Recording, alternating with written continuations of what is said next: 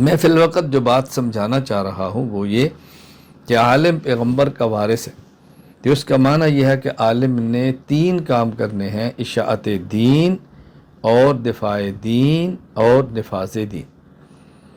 میں ان کا جو خلاصہ آپ کی خدمت میں پیش کروں گا وہ میں ان لفظوں میں پیش کروں گا کہ اب ہم نے جو کام کرنا ہے، جو انبیاء علیہ السلام نے کیا ہے امت میں، ہمارے سامنے امت کے افراد 2 قسم کے ہیں۔ بعض افراد وہ ہیں کہ جن میں طلب موجود ہے، اور بعض افراد وہ ہیں کہ جن میں طلب موجود نہیں ہے۔ جن افراد میں طلب موجود ہے وہاں تو ہم تعلیم دیں گے، اور جن میں طلب موجود نہیں ہے وہاں پہ ہم تبلیغ کریں گے۔ تو گویا علماء کرام نے جو کام کرنے ہیں، بنیادی کام 2 ہیں: نمبر 1 تعلیم اور نمبر 2 تبلیغ۔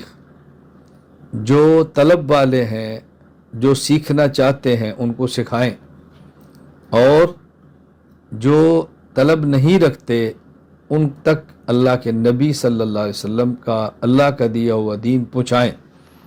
تو تعلیم اور تبلیغ یہ 2 کام ہیں۔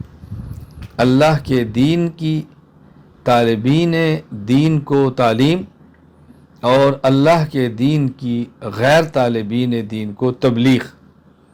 تعلیم اور تبلیغ یہ بنیادی 2 کام ہیں علماء کرام کے، جو انہوں نے سر انجام دینے ہیں۔ اب ظاہر ہے تعلیم اللہ کے دین کی ہوگی اور تبلیغ بھی اللہ کے دین کی ہوگی، لیکن خود عالم کو فائدہ کب ہوگا؟ جب اللہ کے دین کی تبلیغ اللہ کے لیے ہوگی اور اللہ کے دین کی تعلیم اللہ کے لیے ہوگی، پھر عالم کو فائدہ ہوگا۔ عالم کو فائدہ، میری بات اچھی طرح ذہن نشین فرما لیں کہ علماء کرام کے جو بنیادی کام ہیں وہ 2 ہیں۔ نمبر 1 اللہ کے دین کی تعلیم، نمبر 2 اللہ کے دین کی تبلیغ۔ خود عالم کو اس تعلیم اور دین کا فائدہ کب ہوگا؟ جب اللہ کے دین کی تعلیم اللہ کے لیے ہوگی اور اللہ کے دین کی تبلیغ اللہ کے لیے ہوگی۔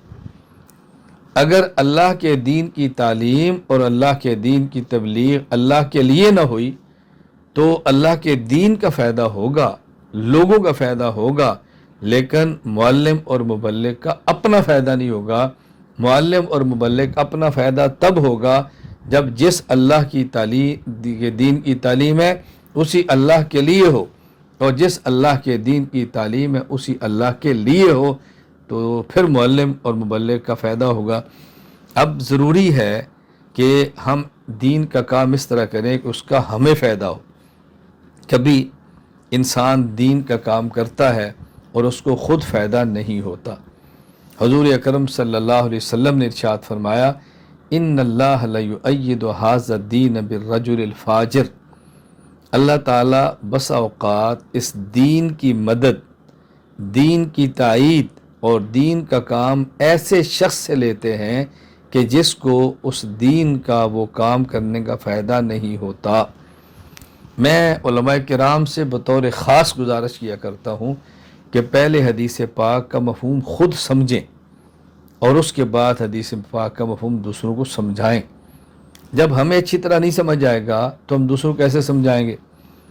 عام طور پر ان اللہ لیؤید ھذا الدین بالرجل الفاجر کا معنی یہ کیا جاتا ہے کہ بس اوقات اللہ تعالیٰ اپنے دین کا کام فاسق اور فاجر سے بھی لے لیتے ہیں، فاسق اور فاجر سے بھی لے لیتے ہیں۔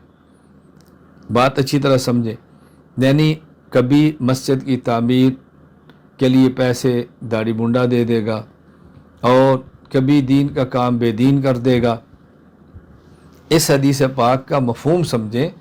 اس حدیث پاک کا مفہوم یہ ہے کہ یہاں فاجر سے مراد یہ نہیں ہے کہ وہ شخص جو دین پر عمل نہ کرتا ہو۔ یہاں فاجر سے مراد یہ ہے کہ وہ شخص جو کام کر رہا ہے اس کام کا اس کو فائدہ نہ ہو، اس کام کا اس کو اجر نہ ملے، تو گویا وہ کام کرنے کے باوجود بھی بے عمل ہی رہتا ہے۔ کیوں؟ شریعت میں تو با عمل کا معنی وہ ہوتا ہے اس عمل کا انسان کو فائدہ پہنچے۔ اگر کوئی انسان کام کرے اور اس کام کا اجر نہ ملے تو شریعت اس کو باعمل شمار نہیں کرتی، وہ باعمل نہیں ہے، وہ باعمل نہیں ہے۔ باعمل تب ہوگا اس عمل کا اس کو نفع۔ اس کا معنی کیا ہے؟ مثال کے طور پر ایک شخص مسجد کی تعمیر کراتا ہے، لیکن مسجد کی تعمیر اس لیے نہیں کراتا کہ اللہ راضی ہوں، اس لیے کراتا ہے کہ اس کو شہرت ملے، اس کی واہ واہ ہو، اس کا چرچا ہو۔ اب دیکھ اس نے مسجد کی تعمیر کرا دی لیکن اس کو اس کا اجر نہیں ملا۔ یہ ہوگا ان اللہ لا یؤید ھذا الدین بالرجل الفاجر، کہ مسجد کی تعمیر ایسے شخص سے ہوگی کہ جس کو مسجد کی تعمیر کرنے کا خود اجر نہیں ملا۔ اللہ کے دین کی تعلیم اور اللہ کے دین کی تبلیغ کا عالم کو فائدہ تب ہوگا کہ جب وہ اللہ کے دین کی تعلیم اور اللہ کے دین کی تبلیغ اللہ کے لیے کرے گا۔